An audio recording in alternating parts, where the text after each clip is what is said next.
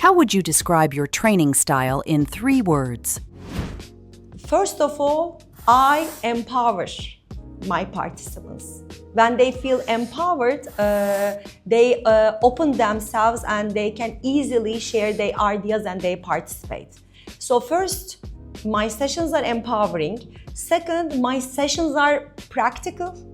Practical because they can immediately see the value and implement in the workplace.